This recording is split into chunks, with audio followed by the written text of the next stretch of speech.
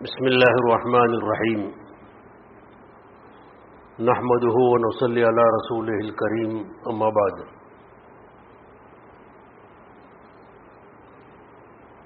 وقد قال اللہ تعالی فی القرآن المجید فذکر فإن الذکر تنفع المؤمنین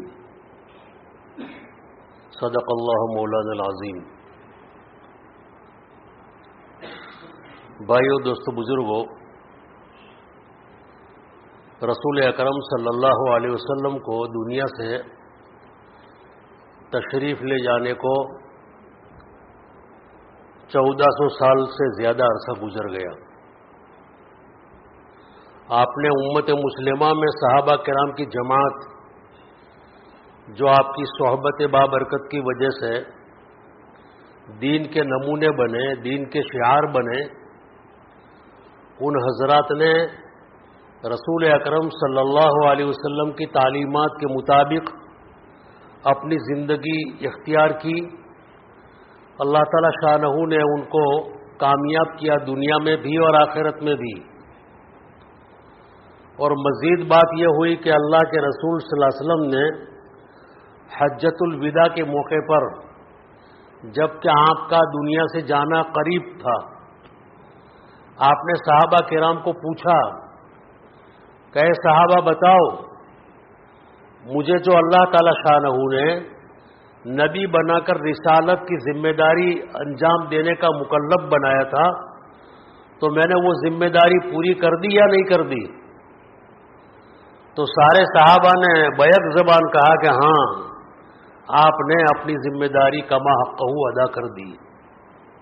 کوئی کثیر، کوئی کمی نہیں چھوڑی آپ نے۔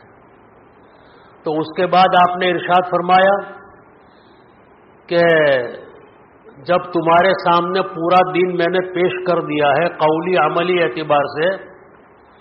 تو اب تمہاری ذمہ داری یہ ہے کہ وہ دین جو تم نے سیکھا ہے، سمجھا ہے، اس کو دنیا کے لوگوں تک پہنچاؤ۔ چنانچہ آپ نے مختلف جملوں سے صحابہ کو تاکید فرمائی، بلغوا عنی ولو آیا فلیبلغ الشاہد الغائب۔ تمہارے اندر یہاں جتنے حاضر ہیں وہ سارے کے سارے حاضر میرے پیغام کو ان لوگوں تک پہنچا دے جو یہاں حاضر نہیں ہیں۔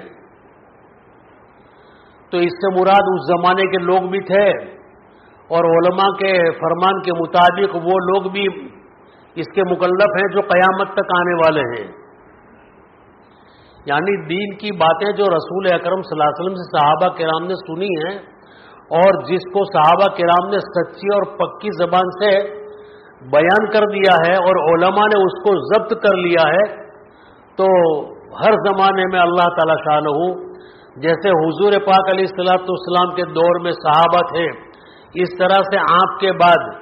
دین کی ذمہ داری اٹھانے والے اور دین کے تقاضوں پر عمل کرنے والے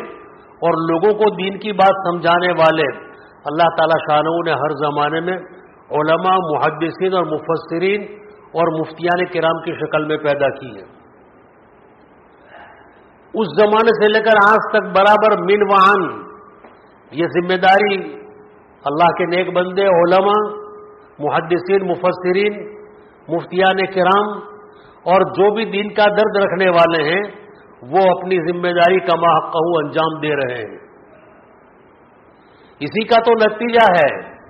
کہ آج اتنی صدیوں کے گزر جانے کے بعد بھی مسلمانوں میں ایک بہت بڑا طبقہ ایسا ہے جس کے پاس حقیقت والا دین موجود ہے۔ ان کا ایمان وہ ایمان ہے جو صحابہ کرام کو حضور نے سکھایا تھا کہ اللہ کے سوا کوئی معبود نہیں، حضرت رسول کریم صلی اللہ علیہ وسلم اللہ کے سچے رسول ہیں، قرآن مجید آسمانی کتاب ہے، آپ کی سنت اور شریعت برحق ہے، جو آدمی آپ کی اتباع کرے گا وہ کامیاب ہو جائے گا، اور جو نافرمانی اور سرکشی کرے گا وہ ہلاکت اور بربادی میں پڑے گا۔ یہ ساری باتیں ایک زمانے سے چلی آ رہی ہے، اور ماشاءاللہ مسلمان اور وہ لوگ جو اسلام میں نہیں ہیں لیکن اللہ تعالی شانہ ان کو ایمان سے نوازتے ہیں، تو وہ سارے ان باتوں کو مضبوطی کے ساتھ تھامے ہوئے ہیں۔ اسی کا تو نتیجہ ہے کہ آج اتنی صدیوں کے گزرنے کے بعد بھی ماشاءاللہ ہمارے یہاں دین کو آگے بڑھانے کے لیے، دین کو چمکانے کے لیے اور مسلمانوں کی زندگی کے تمام شعبوں میں پیارے آقا صلی اللہ علیہ وسلم کی سنت اور شریعت کو زندہ کرنے کے لیے جو کچھ بھی کوشش درکار ہیں ان حضرات نے اس کو انجام دینے میں قصر نہیں چھوڑی، چاہے انہیں مجاہدہ کرنا پڑا، تکلیفیں برداشت کرنی پڑی، وطن سے بے وطن ہونا پڑا یا کچھ بھی ہونا پڑا، لیکن ان حضرات نے اس معاملے میں پیچھے ہٹ نہیں کی۔ اس کی بہترین مثال صحابہ کرام کی جماعت ہے۔ رسول اکرم صلی اللہ علیہ وسلم نے صحابہ کرام کو جب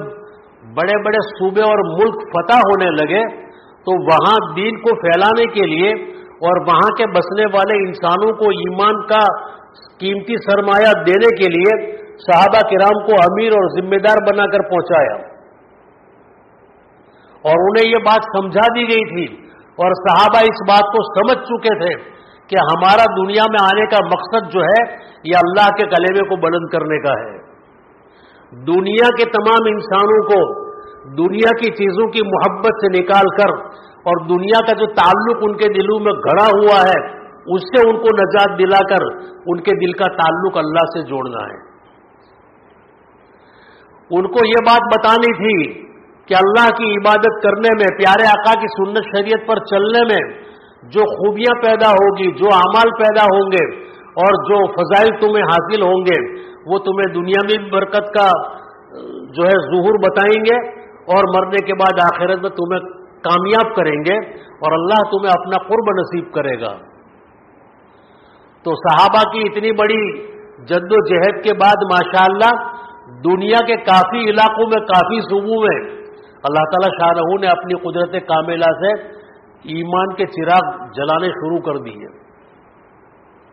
اور صحابہ برابر اس کے اوپر لگے رہے کہ ہمارا منشا جو ہے کسی ملک کا گورنر بننے میں اور کسی ملک کا امیر اور حاکم بننے میں ہرگز یہ نہیں ہے کہ ہم وہاں کے ساز و سامان اور وہاں کے عیش و آرام کی چیزوں سے نفع اٹھائیں اور ہم خود شاہانہ زندگی بسر کریں، یہ ان کا نظریہ ہرگز نہیں تھا، بلکہ ان کا نظریہ یہ بنا ہوا تھا کہ ہم ایسی زندگی تقوی والی، طہارت والی اور سادگی والی اختیار کریں کہ جس کے بل بوتے پر لوگ جو ہے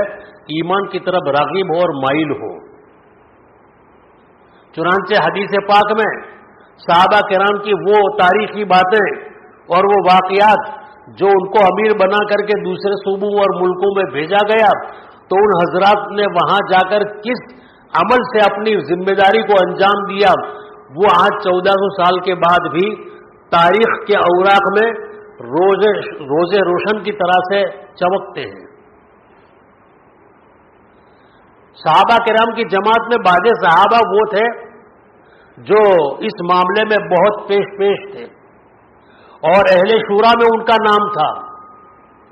جیسے حضرت عمر، حضرت ابو بکر صدیق، حضرت علی، حضرت عثمان، عبیدہ بن جراح، عبد الرحمن بن عوف اور دیگر بہت سارے صحابہ جو ہر وقت میں پیش رہا کرتے تھے۔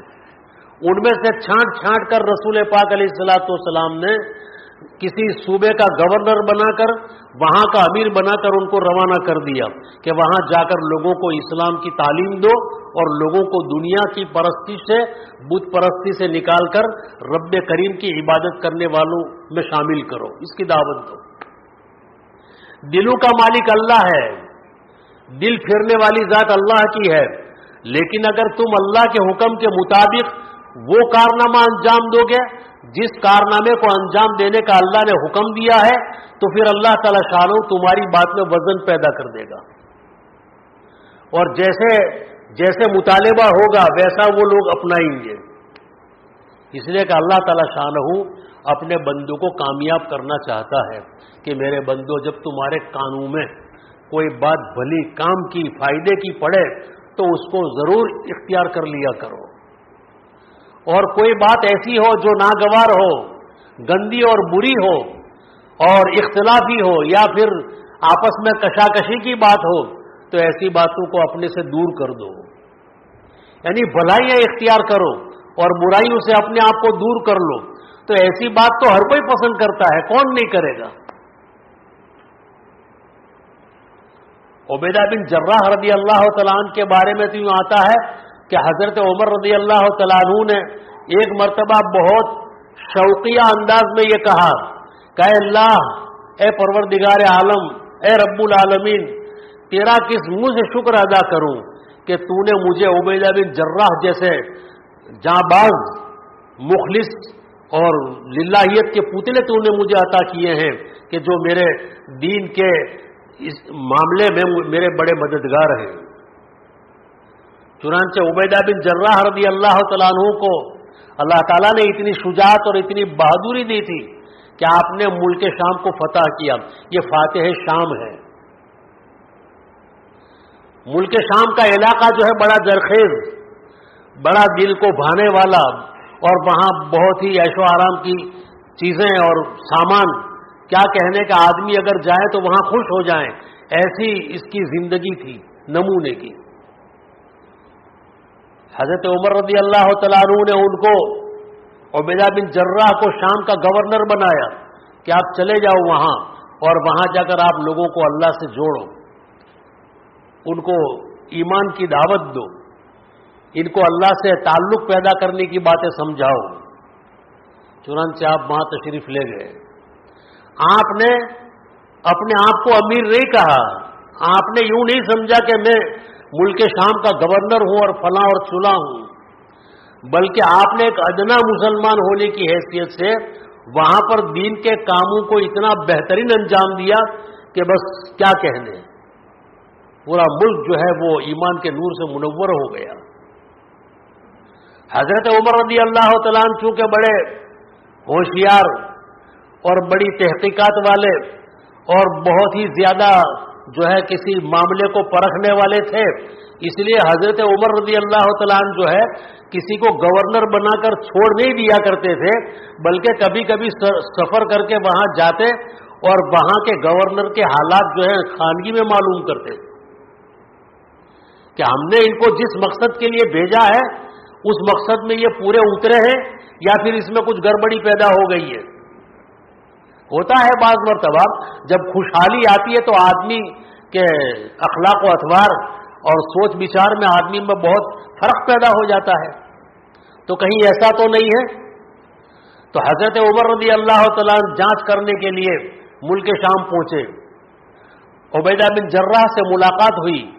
تو آپ نے فرمایا کہ عبیدہ بن جراح, ہمیں تم اپنے مکان پر لے چلو.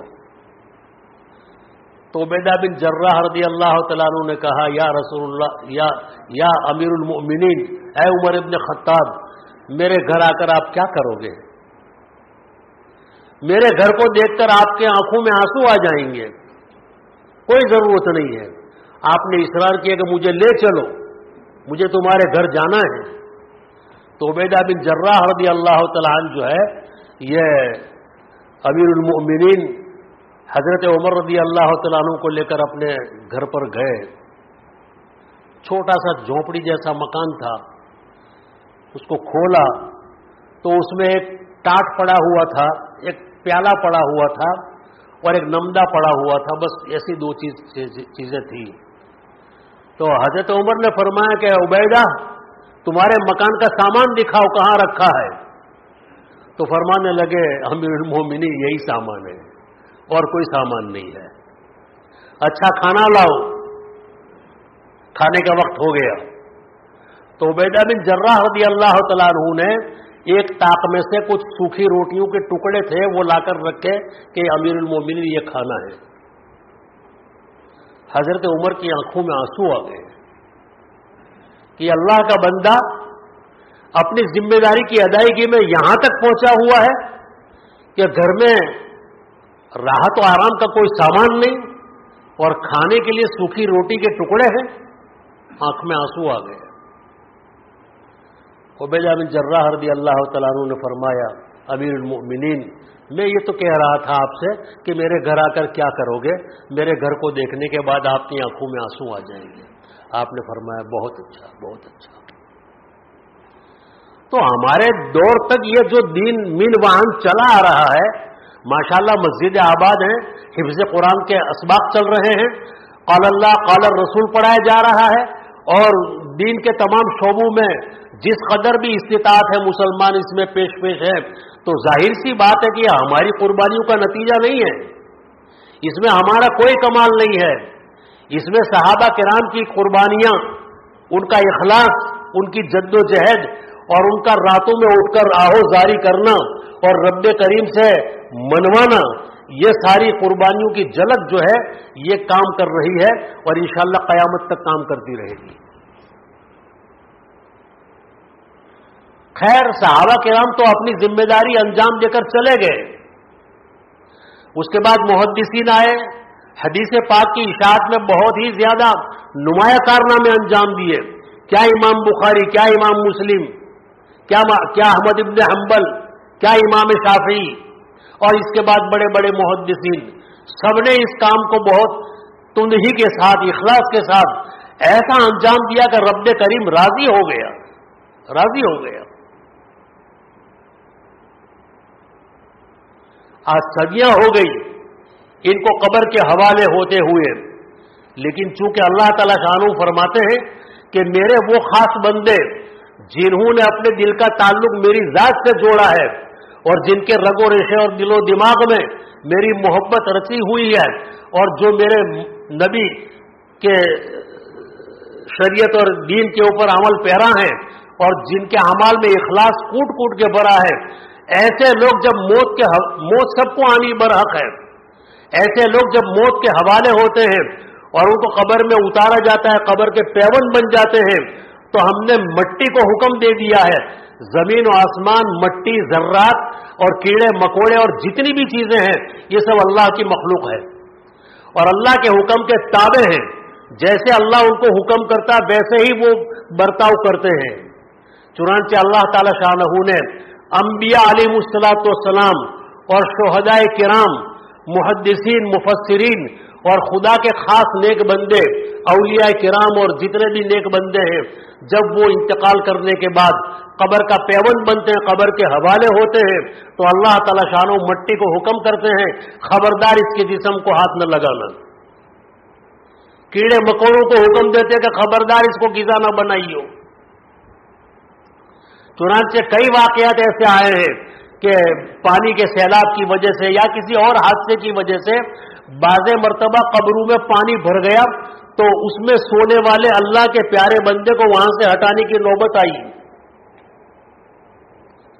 جیسے تاریخ میں لکھا ہے کہ بعض صحابہ کو سمندری کنارے پر دفن ہونے کا اتفاق ہوا تھا، حادثے کی وجہ سے ان کو وہاں سے ہٹانا پڑا، برسوں کے بعد ان کی نعش کو اور میت کو نکالا گیا، تو من وہن ایسی تھی جیسے آج دفن کی ہو۔ امام احمد ابن حنبل رحمۃ اللہ علیہ جو بڑے محدث گزرے ہیں، امت کے امام گزرے ہیں، جنہوں نے زندگی اپنی دین کی اشاعت میں ختم کر دی ہے، ان کا انتقال ہوا تقریباً 230 سال کے بعد۔ 230 سال کے بعد ان کے بغل میں کسی آدمی کو دفن کرنے کے لیے قبر کھودی گئی، تو ان کی قبر کھل گئی، تو دیکھنے والوں نے دیکھا کہ ابھی کفن کی خوشبو بھی برابر باقی ہے، اور کفن بالکل من وہن ایسا ہے۔ اللہ تعالی شان و قادر مطلق ہے، وہ بندوں کے یقین کو بڑھانے کے لیے اور غیبی نظام جو بندوں کی نظروں سے اوجھل ہے، جس پر ایمان لانا فرض ہے، بندوں کا ایمان پختہ ہو جائے اور ایسی ناممکن چیز کو ممکن سمجھنے لگے اور ایسا پختہ ایمان بن جاوے، اس لیے کبھی کبھی اللہ تعالی شانہ ایسے کرشمے دکھاتے ہیں تاکہ اندھے لوگوں کی آنکھیں کھل جائیں، غافل اپنی غفلت سے نکل جائیں اور بیہودہ بکواس بند کر دیں اور حقیقت کے اعتراف کرنے والے بن جائیں۔ اس لیے اللہ تعالی شانہ اس طرح کی باتیں ظاہر کرتے ہیں کبھی کبھی۔ تو یہ سلسلہ جو ہمارے سامنے دین کی جد و جہد اور محنت کا چل رہا ہے، لیکن یہ دور جس سے ہم گزر رہے ہیں اس میں ایک عجیب سا کشاکشی کا دور کھڑا ہو گیا ہے۔ جتنی مساجد اور جتنے مکاتب اور مدارس، جتنے وعظ و تقریر کے پروگرام اور کتنی کتابوں کی اشاعت اور جتنی بھی دین کی محنت مطلوب ہے پہلے زمانے کے مقابلے میں آج سب سے زیادہ ہے، سب سے زیادہ ہے، کوئی کمی نہیں ہے۔ لیکن پچھلے دور میں آج کے مقابلے میں اتنی جدوجہد اور اتنی کوششیں نہیں تھی، پھر بھی لوگوں میں ایمان جو ہے اپنی حقیقت کے ساتھ آب و تاب کے ساتھ زندہ تھا۔ لوگ اللہ کے پیارے اور سچے بندے بنے ہوئے تھے، ان کی زندگیاں بناوٹ سے پاک تھی۔ لیکن آج کے دور میں اتنا سارا ہونے کے باوجود بھی دیکھا یہ جاتا ہے کہ مسلمانوں میں وہ یقین اور وہ ایمان جو آدمی کو بھلائیوں پر کھڑا کر دے، جو آدمی کو اعمال کے اوپر کھڑا کر دے، وہ جذبہ اور وہ شوق نہیں رہا۔ علماء نے کافی جستجو کی اور جدوجہد کی کہ بھئی اتنا سارا علاج معالجہ کرنے کے بعد بھی اور اتنی ساری کوششیں اور اسکیمیں بنانے کے بعد بھی اگر مسلمان ٹس سے مس نہیں ہو رہے ہیں اور جیسا چاہا جا رہا ہے ویسے اگر نہیں بن رہے ہیں تو اس کی وجہ کیا ہے؟ تو علماء نے بڑی جستجو کرنے کے بعد، بڑی جانچ پڑتال کے بعد یہ نتیجہ نکالا ہے کہ مسلمانوں میں ایمانی اعمال کی آب و تاب، چمک دمک اور ایمانی اعمال کے اوپر کما حقہ عمل جو ہے وہ تو جب ہی ممکن ہے جبکہ ایمان اور یقین مضبوط ہو جائیں، ایمان اور یقین مضبوط ہو جائیں۔ آج کے دور میں اتنا سارا کرانے کے بعد بھی جو غفلت کی فضا چھائی ہوئی ہے، اس کا مطلب یہ ہے کہ موجودہ دور کے مسلمانوں میں اسلامی دعوے کی بول بالا تو ہے، نام اسلامی ہے اور بہت کچھ جو اسلامی طور طریقے پر ہونا درکار ہے وہ سارا معاملہ ہے، لیکن اندر میں جو ایک ایمان اور یقین کا پاور ہونا چاہیے اور رب کریم کے ساتھ جو والہانہ لگاؤ ہونا چاہیے، رسول پاک علیہ الصلوۃ والسلام کی ذات سے عشق و محبت ہونی چاہیے، آپ کی سنت شریعت کے اوپر قدم قدم پر کامیابی کا یقین ہونا چاہیے، نافرمانی اور طغیانی کے اوپر پکڑ دھکڑ کا یقین ہونا چاہیے، وہ باتیں دن بدن مسلمانوں کے ذہن سے کم ہو گئی، بلکہ بعض سرفرے تو ایسے پیدا ہو گئے جو جہالت کے پتلے بن کر اور دنیا کی عیش پرستی کے شکار بن کر کے بعض مرتبہ ایسے جملے کہتے ہیں جس کے اوپر لاہور پڑا جائے۔ بعض یوں کہہ دیا کرتے ہیں کہ میاں جنت تو ہمارے لیے ہی بنی ہے، یہ گنگا رام اور ناتھو رام کے لیے تھوڑے ہی بنی ہے، ایسا کہہ رہے ہیں۔ یعنی گویا کہ ان لوگوں نے رب کریم سے یہ بات منوا رکھی ہے کہ دنیا میں چکر کاٹ کے آ جاتے ہیں، جب آ جائیں تو ہمارا داخلہ اس میں یقینی ہے۔ پتہ نہیں کہاں سے یہ باتیں لے کے آ رہے ہیں۔ بعض لوگ کہتے ہیں کہ اللہ تعالی شانہ نقطۂ نواز ہے، وہ کسی ایک نقطے کو پسند کر لے گا تو کام ہو جاوے گا۔ جیسے تم ہی لوگ بیان میں کہا کرتے ہو کہ ایک فاحشہ عورت جس نے کتے پر رحم کر دیا اور اپنے موزے کو کنویں میں اتار کر کے پانی نکال کر اس کی تراوٹ کتے کے منہ میں ڈالی، وہ کھڑا ہو کر چلا گیا، اللہ کو وہ پسند پڑ گیا تو مغفرت ہوگی۔ اور اللہ کرنے والی نے بلی پال رکھی تھی اور اس کو باندھ کے رکھا تھا، اس کو آزاد نہیں چھوڑا تھا، تو وہ دانا پانی حاصل نہیں کر سکتی تھی، بھوک سے مر گئی، اللہ نے اس کو دوزخ میں ڈال دیا۔ اس میں کہاں دوسری باتیں ہیں؟ یقیناً یہ حدیث میں آئی ہے باتیں، اس کے حق ہونے میں کوئی شبہ نہیں ہے، دعوے کے ساتھ کہا جا سکتا ہے، لیکن کوئی مائے کا لال ایسا تو نہیں ہو سکتا ہے جو یوں کہے کہ میرا فلاں نقطہ اللہ پسند کر لے گا اور میرا بیڑا پار ہو جائے گا، ایسا کوئی دعویٰ کر سکتا ہے؟ یہ دکانداری کرنے والے کو پوچھو، جو کپڑے کے تاجر ہیں، جو غلے کے تاجر ہیں، جو طرح طرح کی چیزیں بیچا کرتے ہیں، کوئی گاہک اگر آتا ہے تو کسی ایک چیز کو دکھانے سے کام بنتا ہے؟ کپڑا لینے کے لیے کوئی آدمی آوے تو 10 تھان کھول کے رکھتا ہے، 20 کوالٹی کھول کے رکھتا ہے کہ دیکھو اس میں سے کون سی پسند ہے۔ بعض ایسے بھی ہوتے ہیں کہ 50 تھان ادھر ادھر کرنے کے بعد، نوٹ پوٹ کرنے کے بعد اور دکان کا آدھا مال دیکھنے کے بعد بھی کہتے ہیں کہ سمجھ میں نہیں آیا۔ یہ حال ہے بندوں کا۔ تو رب کریم تو علیم خبیر ہیں، وہ علیم بذات الصدور ہے کہ تیرے دل میں میری محبت کتنی تھی، تو مجھ سے کتنی محبت کیا کرتا تھا، تیری خوشحالی میں تو نے مجھ سے رابطہ باقی رکھ کر میری نعمتوں کا شکر گزار کب بنا تھا، تنہائیوں میں تجھے موقع ملا تھا میرے سامنے آہوزاری کرنے کا، اس تنہائی کے وقت میں تو نے اپنی تنہائی کا فائدہ اٹھاتے ہوئے وہ حرکتیں کی جس کو میری کبھی نہ سونے والی آنکھیں دیکھ رہی تھی، اور تیرے دل میں میرا خوف اور ڈر پیدا نہیں ہوا۔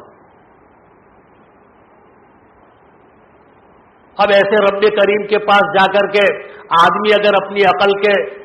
بلبوتے پر اگر شیخیاں بگھارے تو اللہ ہی بہتر جانتا ہے کیا انجام بنے گا۔ دین پر نہ چلنے کی وجہ سے اور ایمان اور یقین کے گڑبڑ والا ہو جانے سے آج ہماری زندگی کے سارے شعبے جو ہے یہ فتنے کے شکار بنے ہوئے ہیں۔ باپ بیٹے میں انتشار ہے، میاں بیوی میں جھگڑے ہیں، اور مال کی وجہ سے ہے یا تو کسی اور وجہ سے ہے۔ اسی بنا پر ہمارے علماء نے کہہ دیا ہے کہ عقیدے کے صحیح اور درست ہونے کے بعد عقیدے میں جان ڈالنے کے لیے عبادت، معاملات، معاشرت اور اخلاق جو ہے یہ سیدھے کرنے پڑیں گے، جب جا کر کے ایمان میں جان پڑے گی۔ ایک آدمی ایمان کا دعویٰ کرتا ہے، ایمان کا دعویٰ کرنے کے بعد اس کی زندگی میں اخلاق نہیں ہے، معاشرت میں ایک دوسرے کے حقوق کو ادا کرنے کا جذبہ اور ولولہ نہیں ہے، ایک دوسرے کے ساتھ افو درگزر سے زندگی بسر کرنے کا مزاج بنا ہوا نہیں ہے، اپنے جان اور مال سے، اپنی صلاحیت سے اپنے بھائی کو فائدہ پہنچانے کا مزاج بنا ہوا نہیں ہے، تو ظاہر سی بات ہے کہ نری عبادت سے تھوڑا ہی کام بنے گا۔ اخلاق بھی ٹھیک ہو، معاشرت بھی ٹھیک ہو، لین دین بھی ٹھیک ہو، یہ سارے معاملے مطلوب ہے۔ اور آج امت مسلمہ میں جتنے مسائل کھڑے ہوئے ہیں شاید اتنے مسائل پہلے زمانے میں نہیں تھے۔ آج ہمارے دور میں کورٹ کچہری میں کبھی کسی کام سے جانا ہوتا ہے تو غیروں کے مقابلے میں ایمان والوں کی کثرت دکھائی دیتی ہے، ہماری ماں بہنوں کی کثرت دکھائی دیتی ہے۔ کہیں جانا ہوتا ہے تو کچھ کام کے لیے بھائی آپ کے بھائی کو بلا لو، آپ کے چاچا کو بلا لو، بولے آپ ہی چلے جاؤ، ہمارا ان سے تعلق نہیں ہے، برسوں سے ہم بولتے ہی نہیں ہیں۔ عجیب مسئلہ ہے۔ کئی میاں ایسے ہیں جنہوں نے بیوی کو چھوڑ رکھا ہے، میکے میں پڑی ہے، 2 3 سال 4 سال 10 سال ہو گئے، اس کے لیے کوئی سلح کرنے والا اور کوئی بات بنانے والا ہے ہی نہیں، اور کوئی اپنی اکڑ میں ماننے والا بھی نہیں ہے۔ بازو کو 3 طلاق مل گئی اور سارا گھرانہ تہس نہس ہو گیا، دل پھٹ گئے۔ یہ کیا تباہی ہے اور کیا فساد ہے۔ یہ امت مسلمہ اس لیے دنیا میں آئی ہے کہ دنیا کے سامنے اپنی رنجشیں اور اپنے آپس کی کدورتیں اور اپنے آپس کی کشاکشی کی وجہ سے اسلام کو بدنام کرے، اس لیے آئی ہے۔ قسم پروردگار کی، امت مسلمہ کا ایک ایک فرد جو ہے وہ دنیا کے بھٹکے انسانوں کو راہ خدا بتانے کے لیے آیا ہے اور خدا کی پہچان کرانے کے لیے آیا ہے۔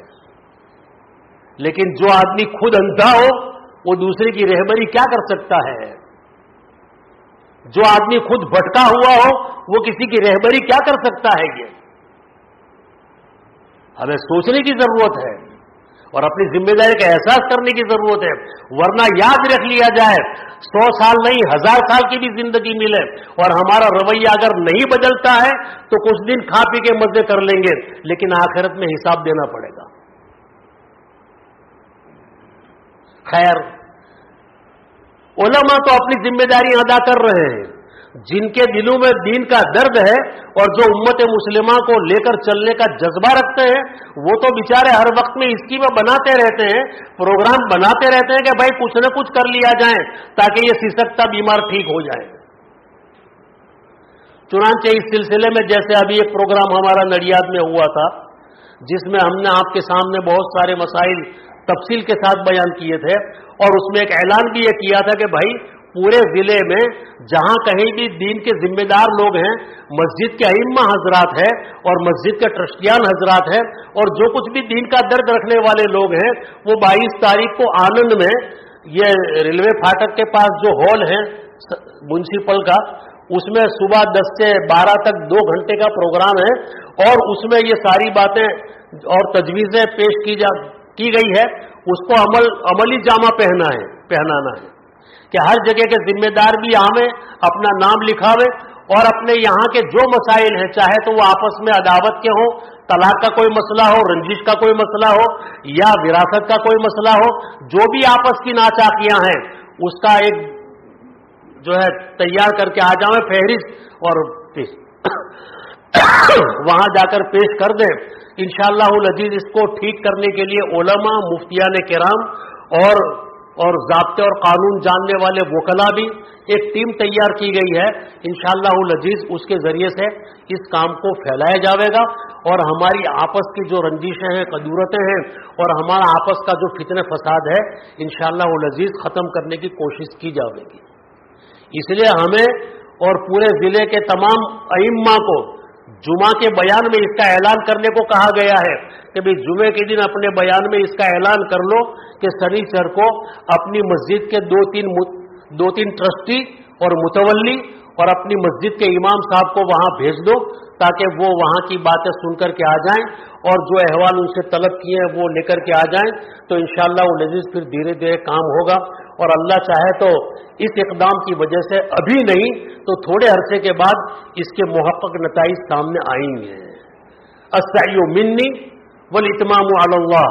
کوشش کرنا ہمارا کام ہے اور اس کوشش کو انجام تک پہنچانا اور کامیاب کرنا یہ اللہ کے ہاتھ میں ہے۔ کوشش تو کریں۔ اس لیے آپ لوگ بھی جو یہاں موجود ہیں یہ اپنی مسجد کے امام صاحب کو بھی اور ٹرسٹیان کو بھی اور متولی صاحبان کو یہ بات بتا دیں اور دو تین ذمہ دار قسم کے لوگ ہوں، پڑھے لکھے لوگ ہوں، ان کو سنیچر کے دن 22 تاریخ اگلا سنیچر صبح 10 بجے آنند میں بھیج دیں تاکہ کچھ خیر کی باتیں جو سوچی جاویں، سمجھی جاویں، اس کا اگر معاملہ یہاں پر بھی اگر اپنی بستی میں شروع کریں تو شاید کچھ عرصے کے بعد ہمارے بگڑے ہوئے حالات سنور بھی جائیں۔ اللہ تعالیٰ مجھے بھی، آپ کو بھی اور امت مسلمہ کو ان باتوں پر کہنے سننے سے زیادہ اخلاص سے عمل کی توفیق عطا فرمائے۔ سنت پڑھ لو۔